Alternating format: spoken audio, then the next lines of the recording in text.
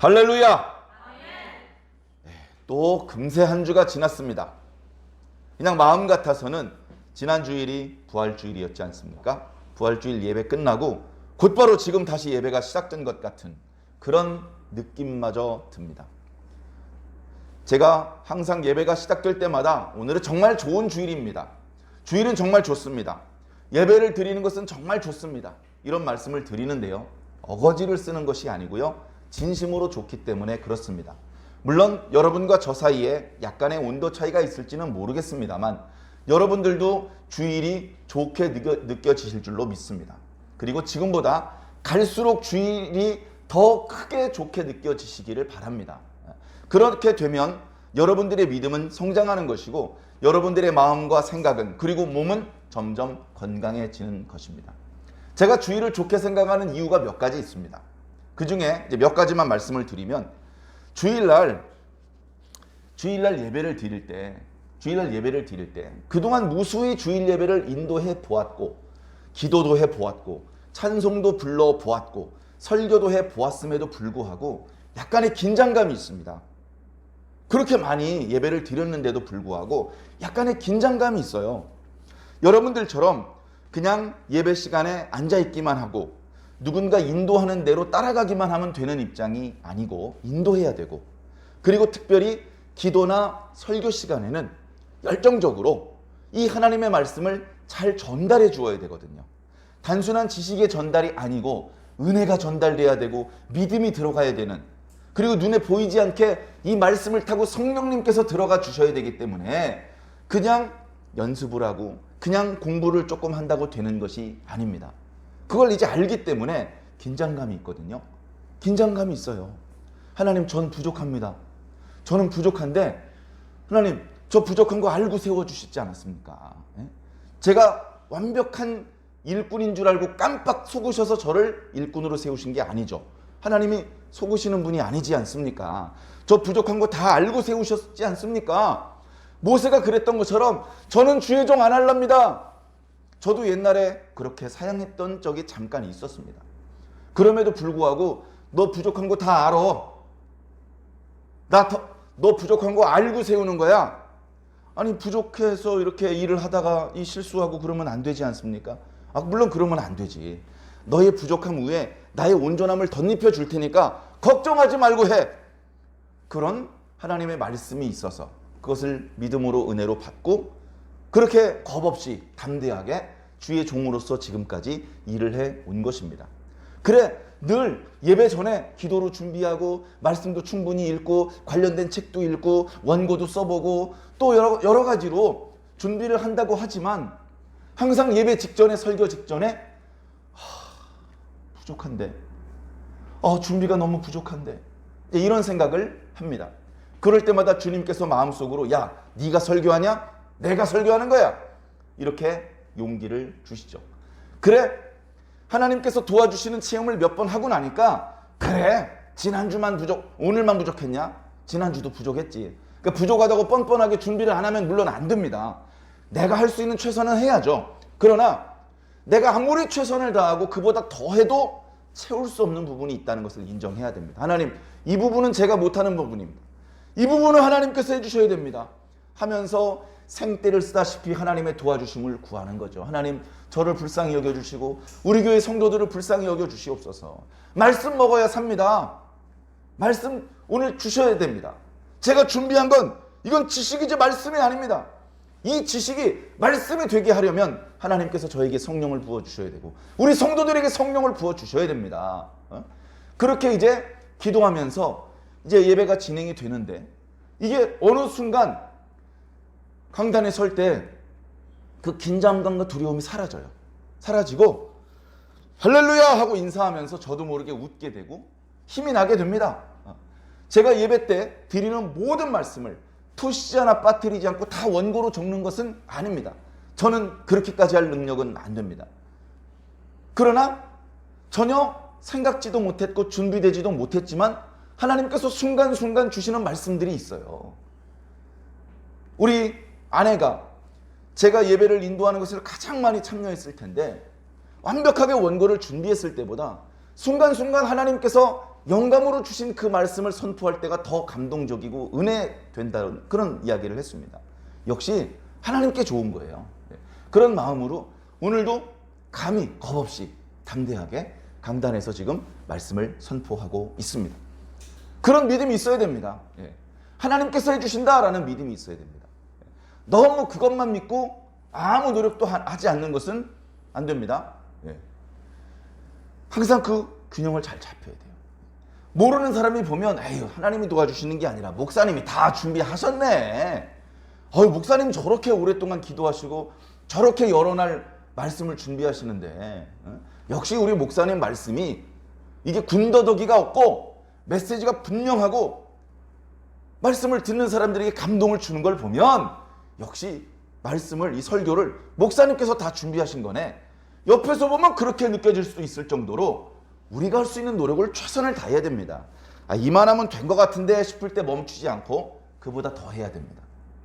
그렇게 노력을 더하면 그 노력 덕분에 설교가 좋아지는 것이 아니지만, 그러나 이 예배를 인도하고 말씀을 선포하는 사명을 주신 하나님께, 그 사명을 주신, 나를 믿어주신, 나에게 이게 이렇게 소중한 사명을 주신 그분께 대한 고마움 때문에라도 노력을 해야죠. 설교자는 설교를 위해서 노력해야 되겠습니다. 기도자는 기도를 위해서 노력해야 됩니다. 운전으로 봉사하는 자는 운전을 더 완벽하게 할 수 있도록 노력해야 됩니다. 전날 피곤하게 잠이 부족한 상태에서 운전하고 그러면 안 되겠죠. 요리를 하는 사람은 요즘 이제 교회에서 식사를 못하게 했었죠. 식사를 하게 하더라도 이제는 뭐 식사를 안 하는 그런 교회들이 많아졌고, 또 제공을 해주어도 식사를 안 하고 가버리는 성도들이 또 많다고 하는데, 만약에 어쨌든 교회에서 식사를 준비할 때에 그 식사를 준비하는 봉사를 하는 사람도 전날 남편이랑 싸워가지고 기분이 아직 이게 풀리지 않은 채로 와가지고 비슷하게 전날 남편과 싸운 또 다른 집사님이랑 남편 욕을 하면서 막 요리를 한다면 그 요리가 무슨 감동을 주고 기쁨을 줄 수 있는 요리가 되겠습니까? 은혜가 충만하고 기쁨이 충만하고 성령이 충만하고 예수가 충만한 상태로 찬양도 불러야 되고 운전도 해야 되고 요리도 해야 되고 청소도 해야 되고 기도도 해야 되고 설교도 해야 되는 거 아니겠습니까? 그래, 오늘 여러 가지로 부족한 것도 많고 아쉬운 것도 많지만, 그러나 오늘도 하나님께서 좋은 것으로 채워주실 것을 믿고, 그리고 그렇게 채워주시길 간절히 바라는 마음으로 저 예배 드리고 있고, 여러분도 같은 마음으로 예배에 집중해 주시기를 부탁을 드립니다. 무슨 쪽집게 과외하듯이 잘 들어, 문제 오늘 문제 나와, 자 여기서 문제 나간다, 뭐 요렇게만 해야 학생들이 눈을 뜬다 그래요. 그냥 계속 자다가 야 이제 깨, 자는 사람 다 깨워라, 자 지금부터 문제 출제되는 부분 설명하니까 잘 들어, 요렇게 해야 눈을 뜨는데 예배 드릴 때 그렇게 학교에서 무슨 성적을 위해서 공부를 할 때 문제풀이를 하듯이 그렇게 예배에 참여하면 안 되겠죠. 더 집중해서 더 마음과 정성을 쏟아서 설교를 하는 사람 이상의 열정을 쏟아서 이 말씀을 듣는데도요 에너지가 많이 들어가야 됩니다. 아주 편안하게 쉽게 들으면 그거 뭔가 좀 이상한 거예요. 생각해 보세요. 유리 위에다가 이렇게 보드마타 같은 걸로 글씨를 쓰잖아요. 손바닥으로 지워도 지워져요. 힘 없이, 힘이 안 들어간 채로 쓰면, 힘이 들어가지 않은 채로 들으면 날아가 버린단 말이에요. 근데 나무에다가 칼로 힘을 줘가지고 새겨 넣으면 아무리 물걸레질을 해도 안 지워집니다. 말씀을 그렇게 힘을 다해서 들어야 되는 것이죠. 우리의 믿음과 정성과 열정을 다 바쳐서 예배도 드리시고, 하여간 공부 잘하는 사람은요 국어 시간에 국어에 집중합니다. 영어 시간에 영어에 집중합니다. 공부 못하는 사람은 수학 시간에 야 다음 영어 시간에 단어 시험 본다 그래서 막 단어 외우고 있습니다. 그렇게 외워봤자 단어 시험 망쳐요. 수학은 수학대로 막 치고, 공부를 잘하는 애는요 공부 시간엔 공부하고, 노래방 가서는 노래를 부르고, 운동 시간엔 있는 힘을 다해서 운동을 합니다. 우리는 예배 시간에 있는 힘을 다해서 예배를 드립시다. 자, 오늘 말씀은 어떻게 보면 하나님의 사랑의 말씀이에요. 넓게 봐야 됩니다. 말씀을 볼 때 두 가지 관점이 다 필요해요. 가까이 돋보기가 아니라 현미경으로 들어갈 정도로 이 말씀 속에 숨어져 있는 의미, 음식으로 말하면 그 음식 식재료 속에 들어있는 영양분을 다 뽑아내려는 그런 마음으로 자세히 볼 필요도 있고, 그런가 하면 멀찍이 봐야 됩니다. 오늘 말라기 1장 뒷부분인데 1장 앞부분하고 2장, 3장, 4장까지 또는 그 앞부분의 스가랴 말씀, 그 뒷부분의 마태복음 말씀 이렇게 좀 더 먼 관점에서 말씀을 볼 수 있어야 됩니다. 그래야 그 말씀을 통해서 우리가 배울 수 있는 교훈, 받을 수 있는 은혜를 놓치지 않고 받을 수 있게 되는 것이죠. 그래 그 말씀을 보면 결국은 하나님의 사랑이에요. 그 먼 관점에서 보지 못하고 그냥 가까이서만 본다면 하나님께서 지금 화가 나셨다. 하나님께서 지금 책망을 하시는 것이구나. 하나님께서 경고를 하고 계시구나. 이렇게만 이해할 수도 있어요. 말라기 말씀이 길지 않아요. 1, 2, 3, 4장까지밖에 없습니다. 그 중에 서론에 해당되는 부분이 1장 1절 하나예요. 1장 1절에 지금부터 말라기를 통해서 주는 나의 말씀은 뭐냐? 경고다 라고 말씀하고 있습니다. 경고. 경고가 뭡니까? 막 기분이 좋을 때 하는 게 경고입니까? 지금 화가 났는데 너 조금만 선을 넘어. 너 넘기만 하면 내가 확 그냥 이렇게 불별하게 떨어지기 직전 상태라는 뜻입니다. 별로 바람직한 상태가 아니죠. 우리는 하나님께 경고를 들어야 되는 위험한 곳으로 가면 안 됩니다. 그러나 과거 말라기 선지자를 통해서 말씀을 선포하게 하실 그 시대에는 이 유다 사람들이 그런 위험한 상태에 있었다는 겁니다. 그러고 보면 아니 이렇게 하나님의 백성들은 자꾸 범죄를 합니까? 잠깐씩 체험도 하고 순종도 하고 축복도 받아요. 그런데 엄밀히 따져보면 그렇게 정상적인 하나님의 백성으로 이렇게 살 때보다 하나님을 실망시키고 하나님 앞에 범죄하고 축복을 걷어차고 저주를 불러들이는 그런 잘못된 생각과 말과 행동을 할 때가 훨씬 더 많다는 겁니다. 그런 걸 보면 오늘 우리들이 남의 이야기처럼 볼 것이 아니라 나에게 주시는 말씀으로 이해를 하면 좋을 것 같습니다. 한번 판서를 하면서 설명을 드려보겠습니다. 자, 유다 백성들이요. 자, 유다가 멸망하기 전에 북왕국 이스라엘이 먼저 멸망했죠? 왜 멸망했습니까? 여러 가지로 표현할 수 있어요. 뭐 국력이 약해서. 그런데 우리는 신앙인이니까 그렇게 말하지 않죠? 하나님께 불순종해서 우상 숭배해서 하나님께서 넘지 말라고 하는 선을 넘고 돌아오라고 그랬는데 안 돌아와서 결국 하나님께서 경고하신 대로 북왕국 이스라엘이 멸망했고 거기에 살고 있던 모든 사람들이 죽거나 다른 나라로 쫓겨나가서 돌아오지 못했습니다. 그런 모습을 보았으면 남한국 유다 사람들이 정신을 차려야 되잖아요. 아이고. 야, 이거 하나님 장난이 아니네. 여러 차례 선지자를 통해서 경고해 주셨는데 우리가 뉘우치고 돌아오지 않으니까 북왕국 멸망했던 것처럼 잘못하면 남한국도 멸망하겠구나. 야, 정신 차리고 제대로 회개하자. 이렇게 했어야 됐는데 남한국은 북왕국보다 더 더러웠어요. 영적으로. 그래서 어떻게 됐습니까? 북왕국은 아수르에 멸망을 했지만 남한국은 유다에 의해서 유다가 아니라 바벨론에 의해서 멸망을 당했어요. 멸망당하고 포로가 됐죠. 포로. 이대로 모든 역사가 끝나도 유다 사람들은 할 말이 없어요. 하나님 너무 심한 거 아닙니까? 야, 니들이 더 심했어. 너희들이 저지른 죄만큼 내가 다 진노를 쏟으면 너희들 다 죽어야 돼. 너희들이 저지른 죄에 비하면 내가 쏟은 분노는 일부만 쏟았어. 다 쏟은 게 아니야. 절대 하나님께 너무 심한 것 아닙니까? 라고 말씀드릴 수 있는 사람은 없습니다.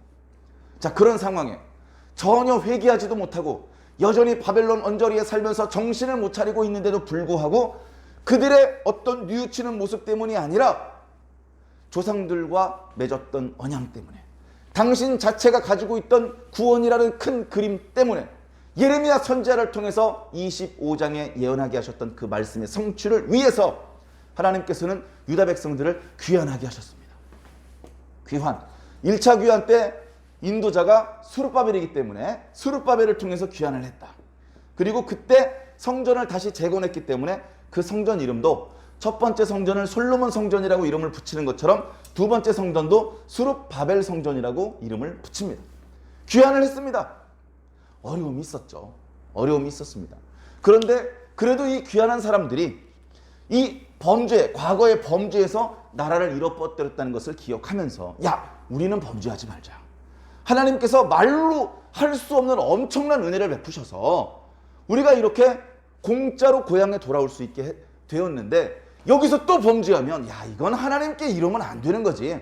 야 우리 과거에 하나님께서 모세를 통해서 주셨던 계명 그대로 한번 해보자.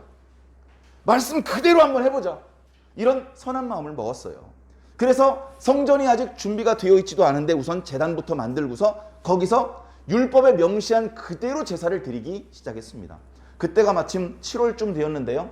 7월은 첫째 날에 나팔절, 10번째 날에 속죄일, 15번째 날부터 22번째 날까지 초막절이라고 하는 여러 번의 절기와 그 절기에 해당되는 제사를 드려야 했습니다. 특히 초막절은요. 다른 그 어떤 제사들, 절기들보다 드려야 될 제물이 많았어요. 하루에 막 소를 몇십 마리씩 잡아야 되고 막 그랬습니다. 그렇게 하는 것은 율법에 명시된 대로 마리수를 지켜서 절기의 제사를 드리는 것은 상당히 부담스러운 일이었습니다. 상당히 또 번거로운 일이었습니다. 그러나 야, 이 부담스러운 게 문제야? 야, 이거는 죽고 사는 문제야. 율법대로 하면 살고 율법을 어기면 죽잖아. 우리 조상들 망해가지고 나라 망해 포로로 끌려갔잖아. 우리는 절대 그러면 안 되니까 율법에 정해진 대로 무조건 하자고. 그런 정신을 가지고 제사를 드렸을 때 하나님께서 기쁘게 받아주셨어요. 완벽하진 않았어요. 완벽하진 않았어. 완벽할 수가 없죠. 성전도 아직 준비가 안 되어 있고 여러 가지 기구들도 다 구비가 안 되어 있고 그리고 제사를 드리는 사람도 이스라엘 12지파도 아니고 매우 열악한 환경이었지만 하나님께서 중요하게 생각한 것은 겉으로 드러나는 빤지를 한 게 아니에요. 예배당 벽이 예쁜 고급 벽지로 도배가 돼 있든 그게 안 돼 있어가지고 그냥 부록고가 그냥 보이든 상관없어요. 중요한 건 뭐냐? 그 예배실 안에서 예배를 드리는 사람의 뜨거움, 그 진심, 그걸 중요하게 보신다는 거죠. 그래 상황은 굳이 표현하자면 미장도 못해서 부록고가 그냥 보이는 그런 예배당에서 제사를 드렸지만 하나님께서 그들의 진심을 보시고 500년 만에 처음으로 제대로 된 제사를 내가 본다. 그렇게 하나님께서 기뻐하셨다는 겁니다. 근데 문제는 뭐죠? 그때의 초심을 잃어버리는 거예요. 잃어버려. 유다가 또 범죄합니다. 범죄하는 제목이 한두 가지가 아니죠. 그런데 대표적으로 우리가 그동안 에스라 말씀을 묵상해서 알겠지만 이방 여인과 결혼을 해요. 이건 명백하게 구약의 율법에 금지하고 있는 말씀입니다. 수르바벨 때 귀환했던 사람들이 처음에는 초심을 지켰습니다. 율법을 지켰습니다. 어려움 중에도 여러 가지 대적들의 방해가 있음에도 불구하고 선지자들의 말씀에 용기를 얻어서 성전 건축을 했습니다. 하나님께서 기뻐하셨고 축복해 주셨습니다. 그런데 불과 얼마 지나지 않아서 그들은 초심을 잃어버렸습니다. 말씀에서 정하고 있는 넘어가서는 안 되는 선을 넘어가 버렸습니다. 단순히 이방 여인들 중에서 예쁘니까 아내로 맞아들인 게 아닙니다. 원문의 의미를 살피면 정실부인도 아니고 주로 첩으로 드렸습니다. 그뿐만이 아니고 단순히 아내를 한 명 더 얻는 정도가 아니라 그 이방 사람들의 가증한 풍속을 따라하는 겁니다. 이게 가장 큰 문제예요. 하나님의 백성이면 어떻게 해야 됩니까? 자신은 거룩한 하나님의 백성, 거룩하신 하나님을 본받아 선택받은 선택된 민족이라고 스스로를 그렇게 자부하고 있다면 자신의 그 거룩함을 지켜야죠. 나는 쟤들하고 달라. 내가 쟤를 따라할 수는 없지. 쟤들이 날 따라야지. 이런 영적인 자부심을 가지려면 제대로 가지고 있어야 되는데 그들은 그렇게 하지 못했습니다. 자신을 지켜서 자신을 하나님의 백성답게 지켜내지 못했다는 것이죠. 그것을 에스라가 2차 귀환 때 아는 거예요. 이때는 에스라가 현지에 일하는 관리들한테 들어보니까 야, 이거 좀 쪽팔려서 얘기하기도 좀 부끄러운데요. 지금 유다 사람들 난리 났습니다. 뭔 소리입니까? 위로 제사장 레위 사람으로부터 관리들로부터 모든 백성들이 저 이방 사람들 중에서 반반한 여자들을 전부 다 데리고 첩을 삼고 있습니다. 이거 정말 하늘 부끄러워서 진짜 어디다 얘기할 데도 없고 답답해서 미치는 줄 알았습니다. 그래 에스라가 정말로 사정을 살펴보니까 그 관리가 해준 말 그대로인 거예요. 너무나 분노해서 겉옷뿐 아니라 속옷까지 찢었습니다. 머리를 미는 것은 율법에 금지하고 있기 때문에 머리털을 뜯고 수염털을 뜯어버렸습니다. 망연자실해서 기도가 안 나와. 기도가 기도가 안 나와. 사람들에게 소문이 돌기 시작했습니다. 야, 에스라가 옷을 찢었대. 옷을 찢는다는 것은 극도의 슬픔이나 분노를 표현하는 행동이기 때문에 어디서 옷이 뜨드득 찢기는 소리가 들리면 모두가 하던 일을 멈추고 그 사람이 왜 옷을 찢게 되었는지 보게 됩니다. 이스라엘 사람들, 유다 사람들의 범죄 때문에 경건한 에스라가 옷을 찢었대. 이야기를 듣는 순간 범죄했던 사람들은 가슴이 뜨끔했을 것입니다. 그러나 그 유다 사회에 만연했던 범죄에 가담하지 않았던, 그나마 살아있고 깨어있고 하나님의 말씀을 두려워하고 하나님의 백성으로서의 거룩함을 지키기 위해 애쓰던 그런 유다 사람들이 에스라 주변에 모였습니다. 당신 힘을 내십시오. 우리는 당신을 지지하겠습니다. 당신이 나서시면 우리가 돕겠습니다. 그래서 에스라 때 이 문제를 해결한 거예요. 이 문제 해결하는데 석 달 걸렸습니다. 유다 사람들 중에서 이방 여인을 아내나 첩으로 들인 모든 명단을 다 확보했습니다. 그거 확보하는데 석 달 걸렸어요. 그리고서 그 이방 여인과 그 이방 여인을 통해서 태어난 소생은 다 돌려보내기로 했습니다. 쉽지 않은 결정이죠. 민족은 다르지만 이미 결혼을 해서 고향 떠나 친정 떠나 유다 사람들이랑 섞여 산 지가 짧게는 몇 달부터 길게는 몇 년이 지났는데 갑자기 정을 뚝 끊고 노잣돈 얼마 쥐어주더니 고향으로 돌아가 살라고 하면 얼마나 이건 인간적으로 모진 행동이죠. 그러나 영적으로 유다 백성들이 썩어 나자빠지는 것보다는 그들을 이렇게 생사를 도려내는 것처럼 뜯어내는 고통이 오히려 가벼운 고통이다. 그렇게 판단을 한 겁니다. 왜? 영적인 문제가 더 중요한 문제거든요. 영적인 문제가 육적인 문제보다 훨씬 더 심각하고 훨씬 더 우선되고 중요한 문제라는 겁니다. 그래서 그 문제에 대해서 타협하지 않습니다. 양보하지 않습니다. 돌려보내는 거예요. 자, 유다가 멸망한 게요, 기원전 586년이라고 여러 차례 말씀을 드렸습니다. 저 때가 어떤 때냐? 솔로몬 성전이 파괴된 해예요. 실제로 시드기야가 느부갓네살 앞에 멱살이 잡힌 건 587년입니다. 근데 그게 중요한 게 아니에요. 우리가 중요한 건 뭐냐? 성전이 중요해요. 성전이 파괴된 게 586년이야. 그리고 나서 귀환을 하죠. 귀환을 하는데 528년 스룹바벨 때 528년에 귀환을 합니다. 그리고서 성전을 건축을 하는데 기초돌 몇 개 놓았는데 대적들이 방해해서 16년 동안 공사가 중단됐어요. 그리고서 다시 4년 동안 공사가 재개돼서 공사가 스룹바벨의 성전이 완성된 게 기원전 516년입니다. 정확히 70년 걸렸어요. 선지자 예레미야를 통해서 주셨던 예언의 말씀, 그 말씀이 정확히 성취가 됩니다. 이거 맞추려고 억지로 공사를 지어낸 건 아닙니다.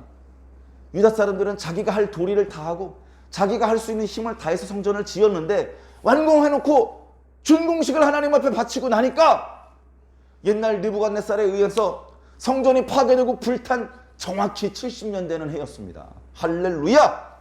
그래, 성전을 건축하면서 기뻐했고 우리 진짜 이제부터는 하나님 백성대로 살자, 올바르게 살자라고 했는데 이때로부터 58년이 지나서 에스라가 귀환할 때 벌써 썩어 나자빠지고 있었습니다. 그나마 에스라 때 개혁을 일으켰어요. 다 돌려보내고 정신 차리고. 그리고 우리가 느헤미야 말씀은 묵상을 안 했지만 느헤미야 때 이때도 마찬가지입니다. 이때도 물론 성벽을 건축을 했어요. 성전이 그냥 무주공산의 성전만 있었는데 그러면 안 된다 하면서 앞뒤로 성곽을 한 바퀴를 삥 둘러서 성벽을 쌓았어요. 그리고 그것과 아울러서 영적으로 희미해지고 있는, 해이해지고 있는 유다 사람들의 정신을 다시 무장시키고 그들이 영적으로 진짜 하나님의 백성다운 백성이 되게 하는 영적인 개혁을 병행해서 진행을 했던 것입니다. 왜 그랬겠습니까? 또 희미해졌으니까. 자, 그런데 또 범죄, 유다가 또 범죄합니다. 유다가 또 범죄. 자, 유다가 여기서 뭘 범죄하는지 한번 볼까요? 자, 첫 번째. 하나님 사랑을 의심합니다. 하나님, 우리를 사랑한다고요? 사랑하긴 뭘 사랑해, 좀 배고파 죽겠는데. 이렇게 되는 겁니다. 이 내용에 대해서는 어제 말씀 묵상에 자세히 말씀을 드렸습니다. 우리가 하나님께서 우리를 사랑한다는 걸 의심하면 안 돼요. 우리를 하나님께서 사랑하시는데 그것이 물질적인 풍요로 나타나는 것만은 아닙니다. 아니, 내가 이렇게 가난한데 사랑은 무슨 사랑이야? 하면서 물질적인 풍요만 하나님의 사랑의 지표라고 생각을 하면 신앙이 병들게 되는 겁니다. 분명히 우리를 사랑하고 계신데도 불구하고 그것을 의심하고 하나님하고 원만해질 수 있는 관계가 갈라지면 무슨 좋은 일이 따라오겠습니까? 자, 두 번째. 하나님 이름을 멸시해요. 멸시. 이게 오늘 읽은 본문 말씀에 나오는 말씀입니다. 자, 그 다음에 세 번째. 야, 요거 좀 복잡한데 형제, 특히 형제 중에서 자기 아내에게 거짓을 행해요. 자, 이게 무슨 말이냐면 간단합니다. 결혼을 했어요. 그런데 저쪽에 결혼을 안 한 어떤 이쁜 여자가 있어. 저 여자랑 다시 결혼하고 싶어. 근데 이미 아내가 있잖아. 어떻게? 거짓으로 조작해서 이혼을 해버립니다.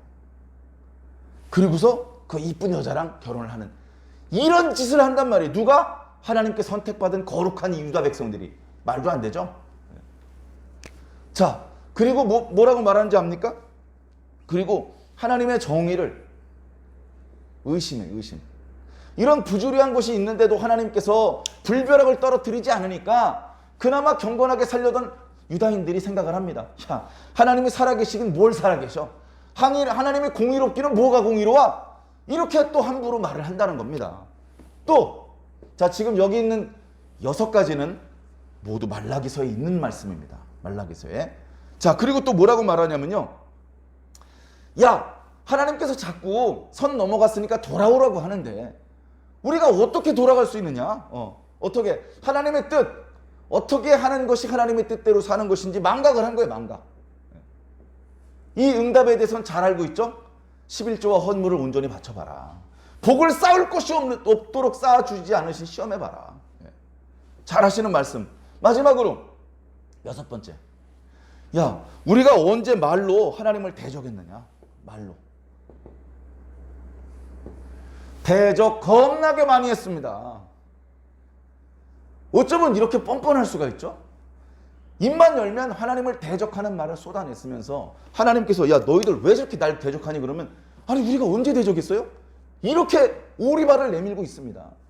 하나님께서 뭐라고 말씀하셨죠? 너희들이 말하는 거 내가 다 듣고 있어.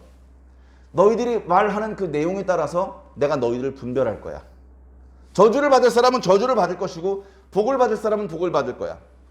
너희들이 나를 경외하는 말을 하는 사람 내 이름을 기념책에 따로 기록할 거야. 내가 내 친아들을 아낌처럼 그들을 아껴줄 거야. 라고 하나님께서 말씀하셨습니다. 그러니까 말라기서는요, 어떻게 보면 하나님의 경고고 심판을 예고하는 말씀이기도 하지만 그런데 어떻게 보면 하나님 사랑이에요.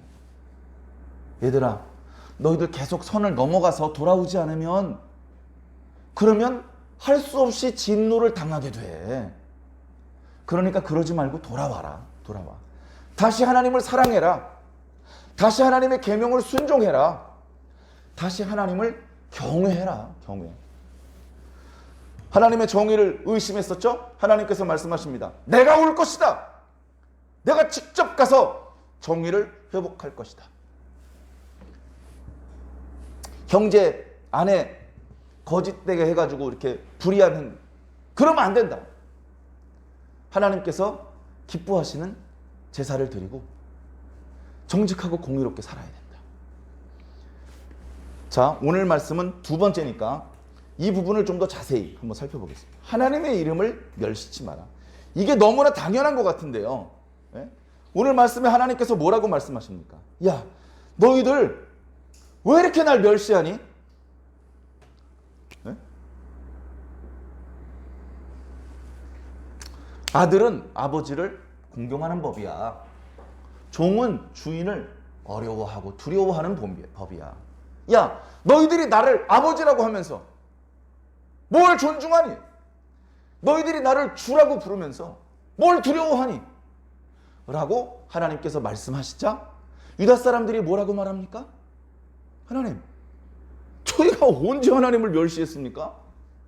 이렇게 또 뻔뻔하게 오리발을 내밀어요. 네? 하나님께서 그들이 변명할 수 없는 명백하고 구체적인 증거를 제시하십니다. 그 내용은 7절 이하에 나타났죠. 야, 너희들 제사 드릴 때 더러운 떡, 응? 더러운 떡 바치잖아. 더러운 떡. 더러운 떡을 바치잖아. 이 더러운 떡이라는 것은 두 가지입니다. 이제 성전 안에 진설병을 진설하는 게 있잖아요. 거기다 진설을 하고 안식일날 진설을, 그 다음번 안식일에 지난주 걸 빼고 또 새로 막 이렇게 구운 떡을 그 안에다 또 진설해 놓습니다. 일주일 동안 성전 안에 있던 그 진설병은 제사장들만 먹을 수 있습니다. 그런데 먹지 않고 그냥 태워 버려요. 버리고, 야, 어차피 못 먹는 거, 야, 탕난 거 거기다 넣어놔. 어차피 불타면 아무도 몰라. 그런 짓을 하면서 하나님을 경외하고 하나님을 존중한다고? 말도 안 되죠. 그뿐만이 아닙니다. 제사 드리잖아요. 상번제, 날마다 번제를 드리죠. 상번제를 드리는데 상번제에 사용되는 어린 양은 흠 없고 점 없고 깨끗한 어린 양을 바치게 되어 있어요. 어린 양 중에서 이렇게 어린 양들이 있으면 그 중에 가장 털이 하얗고 빛나는, 가장 물건으로 말하면 가장 값이 비쌀 것 같은 최고품, 그 어린 양을 끌어다가 하나님께 바쳐야 되는 거예요. 네? 하나님께 바친다는 것은 번제, 그 제물을 잡아요. 피를 흘려요. 피를 제단에다 뿌리고 그의 몸을 구성하고 있던 고기, 뼈, 내장, 가죽 다 태우는 거예요. 자, 태우면 어떻게 됩니까? 가죽 내다 팔 수 없죠? 털 이렇게 깎아가지고 쓸모 없죠? 고기 먹을 수도 없죠? 야, 어차피 못 먹는 거야. 야, 눈 하나 빠져가지고 있는 애꾸는 양 있지, 애꾸는 양. 그거 내다 팔려고 그래도 아무도 안 사는 그 양 갖고 와. 태워버리자. 야, 다리 3개밖에 없는 놈 있지. 태어날 때부터 다리 3개라 쩔뚝거리던 놈 있잖아. 갖고 와, 이번에 태우자. 야, 저번에 훔쳐온 거 있지. 훔쳐온 거 그거 태우자. 그거 태우면 아무도 내가 훔친 걸 모를 거야. 하나님 앞에 바치는 것을, 그런 불량품, 작물, 이런 걸 하나님 앞에 바친다는 겁니다. 자, 하나님께서 악하다고 지적을 하고 계셔요. 악하다. 참 악하구나. 근데 뭐가 악한지 잘 봐야 됩니다. 그 재물이 악하다. 나는 이렇게 상처가 없고 병이 없는 그런 어린 양을 먹는 걸 좋아해. 그러니까 다음부터는 좀 깨끗한 걸 상에 올려줬으면 좋겠구나. 이런 뜻이 아닙니다. 그 재물에 문제가 있는 게 아니에요. 그런 불량품을 가져오는 너놈한테, 그 불량품을 들고 오는 사람에게 문제가 있다는 말입니다. 그런 불량품을 바치는 것이 악하다는 겁니다. 재물은 문제가 없어요. 재물이 무슨 문제가 있습니까? 그 불량품을 들고 가는 사람이 문제입니다. 사람이. 칼이요, 착한 겁니까? 나쁜 겁니까? 칼은 착하지도 나쁘지도 않아요. 이걸 강도가 들면 살인 무기가 되는 것이고요. 의사가 들면 생명을 살리는 도구가 되는 겁니다. 누가 들고 있느냐? 들고 있는 사람의 마음이 중요하다는 거예요. 불량품 들고 와가지고 내가 이렇게 경건한 사람이라니까? 그러면 하나님께서 속으시겠느냐? 하나님께서 뭐라고 말씀하시는지 압니까? 8절에 보니까 그 불량품 니네 동네를 관할하고 있는 총독에게 바쳐봐라. 총독이 너 기뻐하겠냐? 총독 까카! 아이고 고생이 많으시네요. 제가 양을 치는데요. 양 몇 마리 가져왔으니까 잡수십시오. 총독이 이렇게 보니까 쩔뚝쩔뚝거리는 놈, 눈이 하나 없는 놈, 털이 막 얼룩얼룩한 놈, 털이 막 다 빠져가지고 피부병 걸린 놈, 이런 거 끌고 왔어요. 이런 괘씸한 놈. 총독도 그런 거 안 받아요. 총독보다 훨씬 높으신 하나님이 그거 받겠습니까? 9절에 뭐라 그랬습니까? 9절에 있는 내용은 이런 겁니다. 죄를 용서받고 싶어서 헌제자가 제물을 가지고 오면 제사장이 그 제물의 상태를 살펴보고 헌제자가 제물을 받게만 잡고 제사를 진행하죠. 제사가 끝날 때쯤 하나님, 이 사람의 죄를 용서하여 주시옵소서라고 기도합니다. 그리고 하늘에서 아무 소리가 나지 않더라도 제사장은 그 헌제자에게 하나님께서 당신의 죄를 용서하셨습니다, 이렇게 선포를 해줘요. 이게 구약의 율법의 예법이란 말이죠. 그러나 니들 멋대로 하나님께 용서를 구하고 죄가 사해졌다고 선포를 한들 정말로 죄가 사해진 것이겠느냐? 그런 재물을 가지고 왔는데 내가 너희들 중에 한 사람이라도 받아주겠느냐? 안 받아준단 말입니다. 정작 하나님께 선택받았던 이스라엘, 유다 백성들은 하나님을 멸시합니다. 하나님의 식탁은 우습게 생각해도 된다라고 말을 합니다. 정작 하나님께서는 이방인들에게 영광을 받으셔요. 11절부터 보면 만군의 여호와가 이르노라, 해 뜨는 곳에서부터 해 지는 곳까지 이방 민족 중에서 내 이름이 크게 될 것이다. 왜? 유다 사람들 중에서는 하나님의 이름이 작아졌으니까. 그런데 의외로 이방인들에게서 하나님의 이름이 크게 높임을 받아요. 이스라엘 사람들, 유다 사람들은 하나님을 우습게 생각을 하는데 이방 사람들 중에서는 하나님을 두렵게 생각하는 백성들이 나타난다는 것입니다. 이방 사람들 중에서는 깨끗한 제물을 하나님께 바치는 사람들이 나타난다는 것입니다. 하나님께서 어떤 제물을 받으시겠습니까? 제물을 바치는 사람의 혈통이 유다 사람인지 이방인인지를 따지시겠습니까? 그 제물이 비싼 건지 싼 건지를 따지시겠습니까? 그 제물을 들고 오는 사람의 마음을 보십니다. 너희가 나를 멸시하는 것인지 너희가 나를 경외하는 것인지 내가 그것만 보고 복을 줄지 저주를 내릴지 결정하겠다. 유다 사람들의 제사는 내가 아무리 기다려도 제대로 된 경건한 제사가 올라오지 않는다. 제대로 된 경건한 제사가 올라오지 않아. 저놈들이 피워대는 불은 내 코와 눈을 찌르는 아주 고약한 연기나 같아. 저 불 좀 꺼버렸으면 좋겠어. 저 성전 문 좀 닫아버렸으면 좋겠어. 예전에 유다가 망하기 전에 예레미야가 이와 비슷한 예언을 한 적이 있습니다.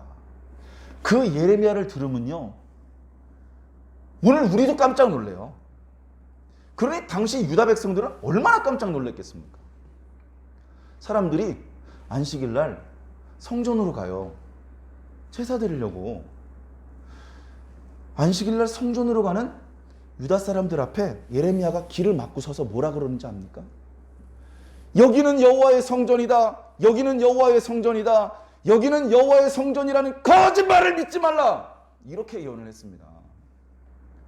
오죽하면 하나님께서 선지자의 입을 통해서 그렇게 예언하게 하셨습니까? 말라기는 그보다 더 뛰어넘어요. 야, 저 문 좀 빨리 닫아. 저 불 좀 빨리 꺼. 하나님께서 그 성전을 다시 재건하게 하시려고 얼마나 열정을 바치셨습니까? 하나님께서 거기 제단에 다시 불을 붙이시려고 얼마나 애를 많이 쓰셨습니까? 그런데 유다 사람들의 하나님을 무시하고 하나님의 이름을 멸시하는 그 비신앙적인 마음과 행동이 다시 그 문을 닫게 만들고 다시 그 불을 꺼뜨리게 만드는 것입니다. 하나님 괜찮다는 겁니다. 야, 그따위 문 닫아도 돼. 그 불 꺼져도 돼. 왜냐? 이방 사람들이 제대로 된 제사를 나한테 바쳐. 나는 그들에게 영광을 받으면 돼. 나는 꼭 유다 사람들에게 제사를 받아야 되는 게 아니야. 유다 사람들 정신 바짝 차려야 됩니다. 기득권을 얘기를 하고 우선권을 얘기를 할 자격이 없어요. 13절에 만군의 여호와가 이르노라, 너희가 또 말하기를 이 일이 얼마나 번거로운가. 야, 절길 때마다 제사하고 막 제물, 아우 귀찮아 죽겠네. 그러면서 그 종교 의식을 경건하게 생각하지 않고 코웃음을 친다는 겁니다. 혹시 예배 중에 이 예배 의식을 우습게 생각하는 성도들은 없겠지요. 절대로 그런 일이 있어서는 안 될 것입니다. 그러면서 훔친 물건, 저는 것, 병든 것 이런 거 가져옵니다. 제사상도 문제지만 이런 재물들 들고 오는 백성들도 문제예요. 오늘 현대 교회 그대로 적용되는 말씀입니다. 훔친 돈으로 헌금하면 복 받을 것 같습니까? 그 왠지 아닐 것 같지 않아요? 하나님의 뜻대로 해야 됩니다. 하나님의 뜻대로. 자, 그렇게 안 하니까 내가 그것을 너희 손에서 받겠느냐? 안 받는다. 14절, 짐승떼 가운데 수컷이 있어. 하나님, 제 양떼들 중에 수컷 좋은 놈이 있으니 그거 바치겠습니다 하고 서원을 해놓고서 제일 불량품을 바치는 것으로 하나님과 사람을 속여요. 그러면서 속으로 얘기를 합니다. 난 역시 지혜로워. 사람이 융통성이 있어야지. 이런 소리를 하고 있습니다. 그런 사람은 저주를 받으리니 난 괜찮다. 나는 큰 임금이고 내 이름은 이방 사람들 중에서 두려워하는 것. 그러니까 이방 사람이 하나님을 경외한다는 말씀입니다. 누가 복 받습니까? 하나님 경외하는 자가 복 받는 겁니다. 이것은 만군의 여호와의 말씀이다. 사랑하는 성도 여러분, 오늘 우리들의 신앙을 점검해 봐야 됩니다. 우리 그냥 이번 주 바쁜 일이 있으니까 이번 주 다음 주 예배 드리면 되지. 그 다음 주에라도 예배를 드리는 성도들은 그나마 나아요. 아이고, 주일 예배를 못 드려서 어떻게, 어쩔 수 없는 사장이었지만 참 하나님께 부끄럽고 죄송하네. 수요일 예배라도 드려야지. 어떤 성도는 주일 예배하고 수요일 예배를 쭉 안 빠지던 성도야. 그러니까 주일 예배 빠졌다고 수요일에 오는 곳으로 뭔가 하나님 앞에 도리가 그걸로 부족한 것 같아. 그러니까 이번 주엔 새벽 예배라도 가야 되겠어. 뭔가 하나님을 향한 그 진정성 있는 마음과 말과 행동이 나타나는 겁니다. 하나님께서요, 그걸 보신다니까요. 교회 올 때 얼마나 비싼 화장품으로 화장하고 가니까 안 봐요. 명품 옷 입고 왔는지 봅니까? 상관없어요. 얼마나 하나님을 존경하는지, 얼마나 하나님을 사랑하는지, 얼마나 하나님을 두려워하는지를 보신단 말입니다. 하나님을 두려워하는데 불량품 들고 와요? 불량품? 위조 지폐로 헌금하면 어떻게 될 것 같습니까?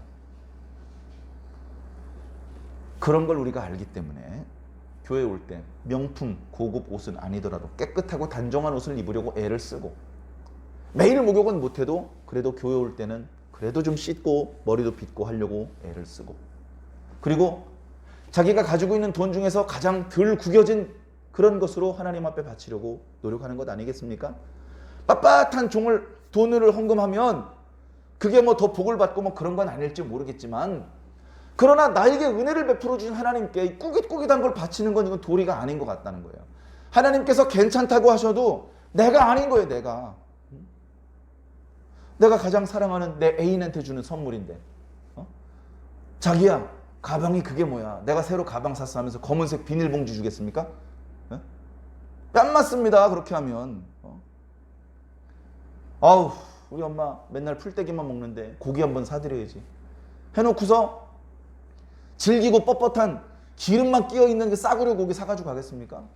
내가 며칠을 굶더라도 우리 엄마 최고 A2 플러스 소고기 사드린다. 이게 정신이 똑바로 박힌 사람의 태도 아닙니까? 우리가 하나님께 진심이라면 우리가 지금 보여드리고 있는 이 삶의 모습, 우리 입으로 내뱉는 말의 내용, 우리 머릿속으로 오가는 정신이 온전한지 점검해 보시기를 부탁드립니다. 하나님의 백성은요, 자꾸 타락하는 거예요. 자꾸 타락해.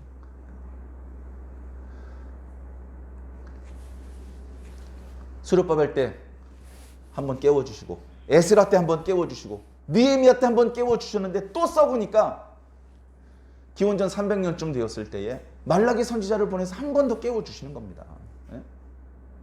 근데도 못 깨어나. 세례 요한이 또 깨웁니다. 그래, 눈을 조금 뜰 때고 눈을 이렇게 감았던 눈을 뜨니까 예수 그리스도가 보여서 그 시대에 많은 사람이 예수를 영접했지만 여전히 또 썩고 또 범죄하고 또 넘어지고, 그것이 무수히 반복되어서 오늘날까지 왔습니다. 감사한 것은 하나님 백성의 씨가 마르지 않고 하나님의 복음이 오다가 중간에 끊어지지 않고 오늘 우리들의 시대까지 온 것은 놀라운 하나님의 은혜라는 것입니다. 이 은혜를 가볍게 생각하지 말고 감사히 받으시기를 바라고, 저와 여러분들은 과거 우리 신앙의 선배들이 저질렀던 실수를 반복하지 말고, 우리가 워낙 부족한 점이 많기 때문에 실수가 많기 때문에. 다소간의 기복은 있겠지만 너무 심하게 선을 넘어가서 하나님을 실망시켜드릴 일만큼 절대 일어나서는 안 되며, 언제나 말씀으로 돌아와 하나님의 뜻으로 돌아와 하나님께서 원하시는 방법과 뜻대로 살 수 있는, 말할 수 있는, 생각할 수 있는 그런 저와 여러분들이 꼭 되기를 예수 그리스도 이름으로 간절히 축원합니다.